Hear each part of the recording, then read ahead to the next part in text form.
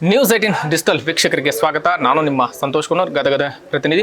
ಐತಿಹಾಸಿಕ ಲಕ್ಕುಂಡಿ ಗ್ರಾಮ ಹಿಂದೆ ರಾಷ್ಟ್ರಕೂಟರಾಗಿರ್ಬೋದು, ಕಲ್ಯಾಣ ಚಾಲಕರಾಗಿರ್ಬೋದು ಮತ್ತು ಬಾದಾಮಿ ಚಾಲಕರಾಗಿರ್ಬೋದು, ಇಲ್ಲಿ 4-5 ಅರಸ ಮನೆತನಗಳು ಕೂಡ ಇಲ್ಲಿ ಆಳ್ವಿಕೆಯನ್ನು ಮಾಡಿದ್ದು. ಹೀಗಾಗಿ ಇಲ್ಲಿ ಸಾಕಷ್ಟು ಸಿರಿ ಸಂಪತ್ತುಗಳು ಕೂಡ ಇಲ್ಲಿ ಇರೋದ್ರಿಂದ 101 ಬಾವಿ, 101 ದೇವಸ್ಥಾನಗಳು ಸೇರಿದಂತೆ ಅನೇಕ ಅಭಿವೃದ್ಧಿ ಕಾರ್ಯಗಳು ಕೂಡ ಈ ಹಿಂದೆ ಕೂಡ ಆಗಿದ್ದು. ಜೊತೆಗೆ ಅದು ಕಾಲಾಂತರವಾಗಿ ಅಲ್ಲಿ ಕಾಲಾಂತರವಾಗಿ ಹಾನಿ ಹಾಕೋತಾ ಕೂಡ ಬಂತು. ಹೀಗಾಗಿ ಈಗ ಎಲ್ಲಿ ನೋಡಿದ್ರು ಕೂಡ, ಎಲ್ಲಿ ಭೂಮಿಯನ್ನಾಗಿದ್ರು ಕೂಡ ನಿಧಿ ಕೂಡ ಸಿಗ್ತಾ ಇದ್ದಾವೆ, ಚಿನ್ನಾಭರಣಗಳು ಕೂಡ ಸಿಗ್ತಾ ಇದ್ದಾವೆ, ಮುತ್ತು ಹವಳ ರತ್ನಗಳು ಕೂಡ ಸಿಗ್ತಾ ಇದ್ದಾವೆ. ಹೀಗಾಗಿ ಗದಗ ಜಿಲ್ಲೆಯ ಲಕ್ಕುಂಡಿ ಗ್ರಾಮದ ರಿತ್ತಿ ಎಂಬ ಒಂದು ಕುಟುಂಬದಲ್ಲಿಯೂ ಕೂಡ ಮನೆ ಅಡಿಪಾಯವಾಗಿರುವಂಥ ಸಂದರ್ಭದಲ್ಲಿ ಕೂಡ ನಿಧಿ ಸಿಕ್ಕಿತ್ತು. ಅದನ್ನು ಸರ್ಕಾರಕ್ಕೂ ಕೂಡ ಹಸ್ತಾಂತರ ಮಾಡಿದರು.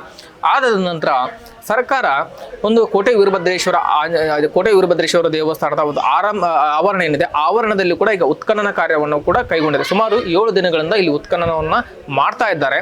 ಆದರೆ ಇಲ್ಲಿ ಉತ್ಖನನ ನಡೆಸ್ತಕ್ಕಂಥ ಸ್ಥಳದ ಸುತ್ತಮುತ್ತಲೂ ಕೂಡ ಇಲ್ಲಿ ಟಂಕಸಾಲೆ ಇತ್ತು ಅನ್ನೋಂಥದ್ದು ವಾಡಿಕೆ ಸಹ ಇದೆ. ಅಂದರೆ ಈ ವೀರಭದ್ರೇಶ್ವರ ದೇವಸ್ಥಾನದಿಂದ ಸುತ್ತಮುತ್ತಲೂ ಒಂದು ಸುಮಾರು 70 ಮೀಟರ್ ದೂರದಲ್ಲಿ ಒಂದು ಟಂಕಸಾಲೆ ಇತ್ತು. ಅಂದರೆ ಇಲ್ಲಿ ರಾಷ್ಟ್ರಕೂಟರಾಗಲಿ, ಕಲ್ಯಾಣ ಚಾಲಕರ ಕಾಲದಲ್ಲಿ ಆಗಲಿ ಇಲ್ಲಿ ಟಂಕಸಾಲೆ ಇತ್ತು. ಅಲ್ಲಿ ನಾಣ್ಯಗಳನ್ನು ಮುದ್ರಣ ಮಾಡಲಾಗ್ತಾ ಇತ್ತು, ಬೆಳ್ಳಿ ನಾಣ್ಯಗಳನ್ನು ಮುದ್ರಣ ಮಾಡಲಾಗ್ತಿತ್ತು, ತಾಮ್ರದ ನಾಣ್ಯಗಳನ್ನು ಕೂಡ ಮುದ್ರಣ ಮಾಡಲಾಗ್ತಿತ್ತು. ಹೀಗಾಗಿ ಆ ಸಮಯದಲ್ಲಿ ಲಕ್ಕುಂಡಿಗೆ ಅಪಾರ ಪ್ರಮಾಣದ ಚಿನ್ನ ಸಹ ಬರ್ತಾ ಇತ್ತು.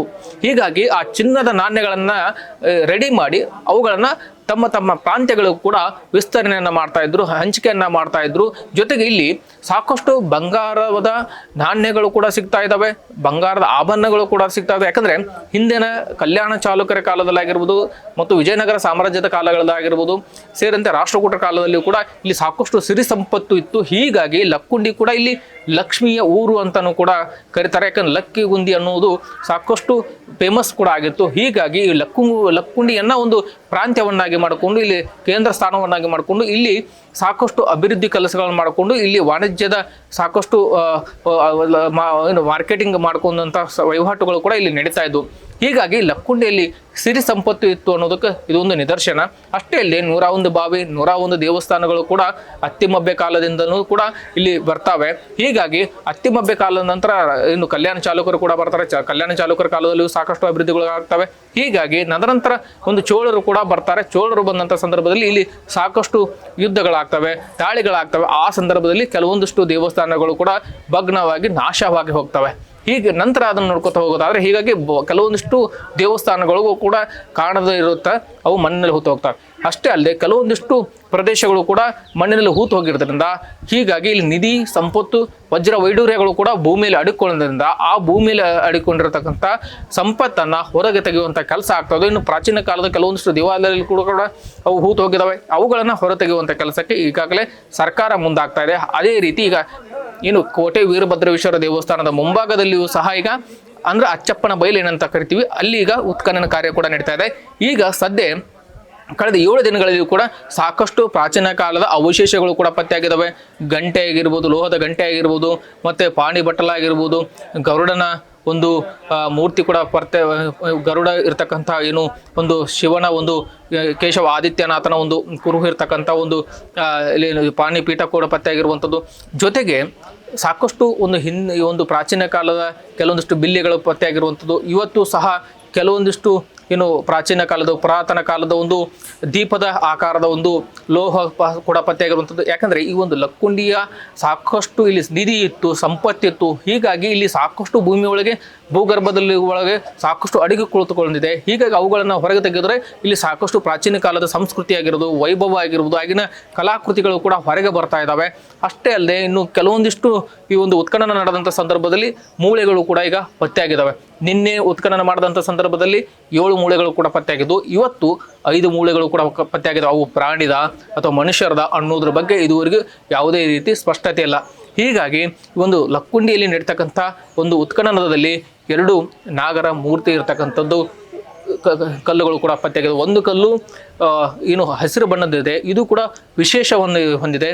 ಇದು ಪಳ ಅಂತ ಹೊಳೆಯುತ್ತದೆ. ಅಂದರೆ ಈ ಒಂದು ಯಾವ ಕಾಲದ್ದು ಕಲ್ಲು, ಇಲ್ಲಿ ಯಾಕೆ ನಾಗರ ಶೈಲಿಗಳು ಬರ್ತಾ ಇದ್ದಾವೆ ಅನ್ನೋದ್ರ ಬಗ್ಗೆ ಸಾಕಷ್ಟು ಕುತೂಹಲ ಕೂಡ ಈಗ ಜನರಲ್ಲಿ ಇರ್ತಕ್ಕಂಥದ್ದು. ಯಾಕಂದರೆ ನಾವು ಈ ಸಾಕಷ್ಟು ಜನರನ್ನು ಮಾತಾಡ್ತಾಗ ಜನರು ಹೇಳ್ತಿದ್ರು, ನಿಧಿಯನ್ನು ಹಾವುಗಳು ಕಾಯ್ತಾ ಇದ್ದಾವೆ, ಘಟಸರ್ಪಗಳು ಕಾಯ್ತಾ ಇದ್ದಾವೆ. ಹೀಗಾಗಿ ಆ ನಿಧಿಯನ್ನು ಕೋಣೆಗಳು ಕಾಯ್ತಾ ಇದ್ದಾವೆ. ಅಂದರೆ ಈಗ ಲಕ್ಕುಂಡಿಯಲ್ಲಿ ಸಿಗ್ತಕ್ಕಂತಹ ಸಾಕಷ್ಟು ಈಗ ನಾಗರ ಮೂರ್ತಿಗಳೇನು ಸಿಗ್ತಾ ಇದ್ದಾವೆ ಮತ್ತು ಈ ಜನರು ಹೇಳ್ತಕ್ಕಂಥ ಮಾತುಗಳಿಗೆ ಕೂಡ ಒಂದು ಕಡೆ ಲಿಂಕ್ ಆಗ್ತಾ ಇದೆ ಅನ್ನೋದು ಮೇಲ್ನೋಟಕ್ಕೆ ಕಂಡು ಬರ್ತಾ ಇದೆ. ಯಾಕಂದರೆ ನಿಧಿ ಇದ್ದಂಥ ಸ್ಥಳದಲ್ಲಿ ನಾಗಪ್ಪ ಕಾಯ್ತಾ ಇದ್ದಾನೆ ಅನ್ನುವಂಥ ಒಂದು ಉಲ್ಲೇಖ ಗ್ರಾಮಸ್ಥರು ಕೂಡ ಹೇಳ್ತಾ ಇದ್ದಾರೆ. ಕೆಲವೊಂದಿಷ್ಟು ಜನರು ನೋಡಿದ್ದಾರಂತೆ. ಹೀಗಾಗಿ ಎಲ್ಲೋ ಒಂದು ಕಡೆ ನಾಗಪ್ಪ ದೇವರ ನಾಗರಹಾವುಗಳು ಕಾಯ್ತಾ ಇದ್ದವನು ಜನರ ಮಾತಾಗಿದೆ. ಒಟ್ಟಾರೆಯಾಗಿ ಗದಗ ಜಿಲ್ಲೆ ಲಕ್ಕುಂಡಿಯಲ್ಲಿ ಸಿಗ್ತಕ್ಕಂಥ ಈಗಾಗಲೇ ಉತ್ಖನನ ನಡೀತಕ್ಕಂಥ ಸ್ಥಳದಲ್ಲಿ ಸಾಕಷ್ಟು ಅವಶೇಷಗಳು ಕೂಡ ಪತ್ತೆಯಾಗಿದ್ದಾವೆ. ಇನ್ನು ಇದೇ ವಿಚಾರ ಸಂಬಂಧಪಟ್ಟಂಗೆ ಲಕ್ಕುಂಡಿ ಅಭಿವೃದ್ಧಿ ಪ್ರಾಧಿಕಾರದ ಸದಸ್ಯ ಸಹ ಮಾತನಾಡಿದ್ದಾರೆ. ಏನೆಲ್ಲ ಮಾಹಿತಿಯನ್ನು ಕೊಟ್ಟಿದ್ದಾರೆ ಅನ್ನೋದು ನಂಗೆ ಕೇಳ್ಕೊಂಬರೋಣ ಬನ್ನಿ. ಏನು ಕಳೆದ ಒಂದು ವಾರದಿಂದ ನಮ್ಮ ಲಕ್ಕುಂಡಿಯಲ್ಲಿ ಉತ್ಖನನ ಆಗಿರ್ಬೋದು, ನಿಧಿ ಆಗಿರ್ಬೋದು, ಸಾಕಷ್ಟು ವಿಚಾರಗಳು ಹೊರಗೆ ಬರ್ತಾ ಇದ್ದಾವೆ. ಈ ಒಂದು ಉತ್ಖನನದ ಪೂರಕವಾಗಿ ಏನು ನಮ್ಮ ಊರಿನ ಎಲ್ಲ ಹಿರಿಯರು ಹಾಗೂ ಸಾಕಷ್ಟು ನಾಗರಿಕರು ಹೇಳೋದೇನೆಂದರೆ, ಇಲ್ಲಿ ನಮ್ಮೂರಲ್ಲಿ ಸಾಕಷ್ಟು ದೊಡ್ಡ ದೊಡ್ಡ ನಾಗರಹಾವುಗಳಿವೆ, ಸರ್ಪಗಳಿವೆ, ಘಟಸರ್ಪಗಳಿವೆ, ನಾವು ನೋಡಿದ್ದೀವಿ ಅಂತೇಳಿ ಸಾಕಷ್ಟು ಜನ ಬಂದು ನಮ್ಗೆ ಹೇಳ್ತಾರೆ. ಆ ಒಂದು ಇದರ ಪ್ರಕಾರ ಏನಂತಾರೆ, ಒಂದು ಧಾರ್ಮಿಕ ಮನೋಭಾವದ ಪ್ರಕಾರ ನಿಧಿ ಕಾಯೋಕ್ಕೆ ಸರ್ಪಗಳು ಇರ್ತವೆ, ಘಟಸರ್ಪಗಳು ಇರ್ತವೆ ಅಂತ ಏನು ಹಿರಿಯರಿಂದ ರೂಢಿಯಾಗಿ ಬಂದಿದೆ. ಅದು ಘಟಸರ್ಪಗಳು ನಿಧಿ ಕಾಯ್ತವೆ. ಹಾಗಾಗಿ ನಮ್ಮಲ್ಲಿ 4 ಸಾಮ್ರಾಜ್ಯಗಳು, ಕಲ್ಯಾಣ ಚಾಲುಕ್ಯರು, ಹೊಯ್ಸಳರು ಹಾಗೂ ಕಲ್ಯಾಣ ಚಾಲುಕ್ಯರು, ಬಾದಾಮಿ ಚಾಲುಕ್ಯರು, ವಿಜಯನಗರ ಆಳಿದಂಥ 4 ಸಾಮ್ರಾಜ್ಯಗಳು ಆಳಿದಂಥ ನಮ್ಮ ಲಕ್ಕುಂಡಿ ಗ್ರಾಮದಲ್ಲಿ ಸಾಕಷ್ಟು ವಜ್ರ ವೈಡೂರ್ಯಗಳು, ಬಂಗಾರದ ಕುರುಹುಗಳು ಸಾಕಷ್ಟು ಇವೆ ಅನ್ಬೋದು. ಯಾಕಂದರೆ ಇದು ನಮ್ಮ ಲಕ್ಕುಂಡಿ ಲೊಕ್ಕಿಗದ್ಯಾನ ಎನ್ನುವ ಒಂದು ನಾಣ್ಯ ಟಂಕಿಸ್ತಾ ಇತ್ತು. ಲಕ್ಕುಂಡಿಯಲ್ಲೇ ಟಂಕಿಸ್ತಾ ಇದ್ದರು. ಈಗ ಇರುವಂಥ ಅಚ್ಚಪ್ಪನ ಬೇಲಿಯಲ್ಲಿ, ಅಂದರೆ ನಾಣ್ಯಕ್ಕೆ ಅಚ್ಚು ಹಾಕುವಂಥದ್ದೇ ಅಚ್ಚಪ್ಪನ ಬೇಲಿ ಅಂತ ಏನು ಈ ಕೋಟೆ ವೀರಭದ್ರೇಶ್ವರ ದೇವಸ್ಥಾನದಿಂದ ಕೂಗಳತೆಯಲ್ಲಿ ಏನು ದೊರೆಯಿದೆ, ಇಲ್ಲಿ ನಾಣ್ಯಗಳನ್ನು ಟಂಕಿಸ್ತಿದ್ರು ಅನ್ನೋದಕ್ಕೆ ಬಲವಾದ ಸಾಕ್ಷ್ಯಗಳು ಶಾಸನದಲ್ಲಿ ಇವೆ ಸರ್. ಈಗ ಹೌದು, ಈಗ ಕಳೆದ ಎಲ್ಲ ನಾವು ದೇವಸ್ಥಾನ ನೋಡ್ಕೊತ ಬಂದರೆ ಈಗ ನಾಗನಾಥನ ಬಸದಿ ಅಂತಿದೆ. ನಾಗನಾಥನ ಬಸದಿಯಲ್ಲಿ ಈಶ್ವರಲಿಂಗ ಮೇಲೆ 7 ಅಡಿ ಸರ್ಪದ ಒಂದು ಶಿಲೆಗಳಿವೆ. ಹಾಗೂ ಸಾಕಷ್ಟು ನಮ್ಮೂರಿನಲ್ಲಿ ಅನೇಕ ದೇವಸ್ಥಾನದಲ್ಲಿ ಸರ್ಪದ ಹೆಡೆ ಇರುವ ಅನೇಕ ಶಿಲಾಶಾಸನಗಳನ್ನು ನಾವು ನೋಡ್ಬೋದು. ಇಲ್ಲೂ ಕೂಡ ಉತ್ಖನನದಲ್ಲಿ ನೀವು ನೋಡಿರ್ಬೋದು. ನಿನ್ನೆ ಒಂದು ಹಸಿರು ನಾಗರ ಶಿಲೆ ಸಿಕ್ತು.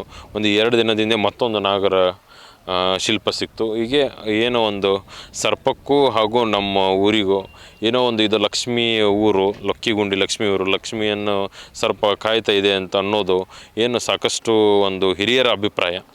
ಏನು ನಾವು ನೋಡಿಲ್ಲ, ಹಿರಿಯರ ಅಭಿಪ್ರಾಯದಂತೆ ಎಲ್ಲ ಸಿಗ್ತಾ ಇದ್ದಾವೆ ಸರ್. ಎಸ್ ವೀಕ್ಷಕರು ಕೇಳಿದಲ್ಲ ಲಕ್ಕುಂಡಿ ಅಭಿವೃದ್ಧಿ ಪ್ರಾಧಿಕಾರದ ಸದಸ್ಯರ ಮಾತನ್ನ. ಇನ್ನು ಲಕ್ಕುಂಡಿಯ ಒಂದು ಐತಿಹಾಸಿಕ ಹಿನ್ನೆಲೆಯನ್ನು ನೋಡ್ಕೊತ ಹೋಗೋದಾದರೆ, ಹಿಂದೆ ಇಲ್ಲಿ ಮೊದಲು ರಾಷ್ಟ್ರಕೂಟರು ಆಳ್ವಿಕೆ ಮಾಡ್ತಾರೆ. ಅಷ್ಟೇ ಅಲ್ಲ, ಅತ್ತಿಮಬ್ಬೆ ಕೂಡ ಇಲ್ಲಿ ಬರ್ತಾಳೆ. ಅತ್ತಿಮಬ್ಬೆ ಬಂದು ಇಲ್ಲಿ ಸಾಕಷ್ಟು ಜೈನ ಬಸದಿಗಳನ್ನ ಅಭಿವೃದ್ಧಿಪಡಿಸುವಂಥ ಕೆಲಸ ಮಾಡ್ತಾಳೆ. ಕೆಲವೊಂದಿಷ್ಟು ಬ್ರಹ್ಮ ಜಿನಾಲಯಗಳನ್ನು ಕಟ್ಟಿಸುವಂಥ ಕೆಲಸ ಮಾಡ್ತಾಳೆ.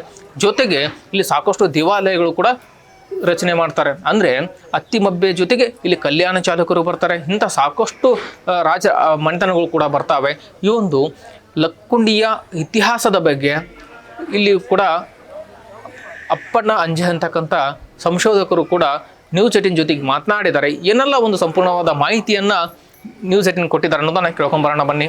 ಲಕ್ಕುಂಡಿಯ ಸಾಂಸ್ಕೃತಿಕ ಶ್ರೀಮಂತಿಕೆಯನ್ನು ನಾವು ಗಮನಿಸಿದರೆ ಅದು ಸಂಪತ್ಭರಿತ ನೆಲೆವೀಡಾಗಿತ್ತು ಮತ್ತು ಇಲ್ಲಿಯ ಸಂಪನ್ಮೂಲಗಳು ಸಂಪತ್ಭರಿತ ಆಗಿದ್ದವು ಅಂತಕ್ಕಂಥ ವಿಚಾರವನ್ನು ನಾವು ಈಗ ಬೆಳಕಿಗೆ ಬಂದಿರತಕ್ಕಂಥ ಶಾಸನಗಳು, ಅಲ್ಲಿ ಪುರಾತತ್ವ ಅವಶೇಷಗಳಾದಂಥ ಸ್ಮಾರಕಗಳು, ಶಿಲ್ಪಗಳು ಮತ್ತು ಬೇರೆ ಬೇರೆ ಅವಶೇಷಗಳಿಂದ ನಮಗೆ ಮನವರಿಕೆ ಮಾಡಿಕೊಳ್ಳಿಕ್ಕೆ ಸಾಧ್ಯ ಅದ. ಯಾವಾಗ ಲಕ್ಕುಂಡಿ ರಾಷ್ಟ್ರಕೂಟರ ಆಳ್ವಿಕೆಗೆ ಒಳಪಟ್ಟಿತವೋ ಆ ಸಂದರ್ಭದಲ್ಲಿ ಇಲ್ಲಿ ಕೋಟೆ ನಿರ್ಮಾಣ ಆಗ್ತದೆ. ಕ್ರಮೇಣ ವ್ಯಾಪಾರ ವಾಣಿಜ್ಯ ಚಟುವಟಿಕೆಗಳು ಪ್ರಾರಂಭ ಆಗ್ತಾವು. ಇಲ್ಲಿ ವರ್ತಕರು ಒಂದೊಂದು ಪ್ರತ್ಯೇಕವಾದಂಥ ಸಂಘಗಳನ್ನು ನಿರ್ಮಾಣ ಮಾಡಿಕೊಳ್ತಾರೋ. ಈ ಕ್ರಿಯೆ ರಾಷ್ಟ್ರಕೂಟರ ನಂತರದಲ್ಲಿ 2ನೇ ತೈಲಪ್ಪ, ಇಮ್ಮಡಿ ತೈಲಪ್ಪ ಸ್ವತಂತ್ರ ಚಾಲುಕ್ಯ ಸಾಮ್ರಾಜ್ಯವನ್ನು ಸ್ಥಾಪನೆ ಮಾಡಿಕೊಂಡ ನಂತರದ ಕಾಲದಲ್ಲಿ ಅವನಿಗೆ ಆ ಯುದ್ಧದಲ್ಲಿ ಭುಜದಂಡವಾಗಿ ಸಹಾಯ ಸಲ್ಲಿಸಿದ 2 ಜನ ದಂಡನಾಯಕರು, ಒಬ್ಬ ಮಲ್ಲಪ್ಪ, ಇನ್ನೊಬ್ಬ ದಲ್ಲಪ್ಪ. ಮಲ್ಲಪ್ಪನ 2 ಜನ ಹೆಣ್ಣು ಮಕ್ಕಳನ್ನು, ಅತ್ತಿಮಬ್ಬೆ ಮತ್ತು ಗುಂಡಮಬ್ಬೆಯರನ್ನು ದಲ್ಲಪ್ಪ ತನ್ನ ಹಿರಿಯ ಮಗ ನಾಗದೇವನ ಜೊತೆಗೆ ವಿವಾಹ ಮಾಡಿದ ನಂತರದಲ್ಲಿ ಅವರಿಬ್ಬರು ಈ ದಲ್ಲಪ್ಪನ ಮನೆ ಸಿಂದೋಗಿಯಲ್ಲಿ ನೆಲೆಸ್ತಕ್ಕಂಥದ್ದನ್ನು ನಾವು ಗಮನಿಸ್ತೀವಿ. ಆ ಸಂದರ್ಭದಲ್ಲಿ ಲಕ್ಕುಂಡಿ ಈ ಮಾಸವಾಡಿ ನಾಡು, ಪುಲಿಗೆರೆ ನಾಡು, ಬೆಲ್ವಳ ನಾಡು, ಈ 3 ನಾಡುಗಳು ಸಂಧಿಸ್ತಕ್ಕಂಥ ಒಂದು ಪ್ರಮುಖ ನೆಲೆಯಲ್ಲಿ ಸ್ಥಿತ ಆಗಿರ್ತಕ್ಕಂಥದ್ದನ್ನು ನಮಗೆ ನೋಡ್ತೀವಿ ನಾವು. ಎಸ್ ವೀಕ್ಷಕರು ಹೇಳಿದ್ರಲ್ಲ, ಅತ್ತಿಮಬ್ಬೆ ಕಾಲದಿಂದ ಹಿಡಿದು ಮುಂದೆ ಹೊಯ್ಸಳ ಕಾಲದೊಳಗೆ ಅಷ್ಟೇ ಅಲ್ಲ, ಇಲ್ಲಿ ಲಕ್ಕುಂಡಿಯಲ್ಲಿ ನಡೆದಂತಹ ದಾಳಿಗಳ ಬಗ್ಗೆಯೂ ಕೂಡ ಸಾಕಷ್ಟು ವಿವರಣೆಯನ್ನು ಈಗಾಗಲೇ ಏನು ಸಂಶೋಧಕರಾಗಿರ್ತಕ್ಕಂಥ ಅಪ್ಪನ ಹಂಜೆ ಅವರು ಕೂಡ ಕೊಟ್ಟಿದ್ದಾರೆ. ಒಟ್ಟಾರೆಯಾಗಿ ಲಕ್ಕುಂಡಿಯಲ್ಲಿ ನಡೀತಕ್ಕಂಥ ಉತ್ಖನನ ಆಗಿರ್ಬೋದು, ಹಿಂದೆ ರಾಜ್ಯ ಮತ್ತು ಏನು ರಾಷ್ಟ್ರಕೂಟರ ಆಳ್ವಿಕೆಯಿಂದ ಹಿಡಿದು ಅಪ್ ಟು ನಾವು ಏನು ಚೋಳರ ಮನೆತನಗಳು ಕೂಡ ಇಲ್ಲಿ ಬಂದು ದಾಳಿಯನ್ನು ಮಾಡಿದ್ರ ಬಗ್ಗೆ ಸಾಕಷ್ಟು ವಿಸ್ತೀರ್ಣವಾದ ಮಾಹಿತಿಯನ್ನು ಕೂಡ ಈಗ ನಿಮಗೆ ಕೊಟ್ಟಿರುವಂಥದ್ದು. ಈ ವಿಡಿಯೋ ನಿಮಗೆ ಲೈಕ್ ಮಾಡಿ, ಕಮೆಂಟ್ಸ್ ಮಾಡಿ, ಶೇರ್ ಮಾಡಿ. ನಿರ್ಭೀತ, ನಿಷ್ಪಕ್ಷಪಾತ, ವಿಶ್ವಾಸಾರ್ಹ ಸುದ್ದಿಗಳಿಗೆ ಮತ್ತೊಂದು ಹೆಸರಾಗಿರೋ News18 ಕನ್ನಡ ಈಗ ಆಪ್ನಲ್ಲೂ ಲಭ್ಯ ಇದೆ. ದಯವಿಟ್ಟು ಇಲ್ಲಿರೋ QR ಕೋಡ್ ಅನ್ನ ಸ್ಕ್ಯಾನ್ ಮಾಡಿಕೊಂಡು ಆಪ್ ಡೌನ್ಲೋಡ್ ಮಾಡೋದಕ್ಕೆ ಮರಿಬೇಡಿ. ನಿಮ್ಮ ಬೆಂಬಲ ಹೀಗೆ ಸದಾ ನಮ್ಮೊಂದಿಗಿರಲಿ. ಧನ್ಯವಾದ.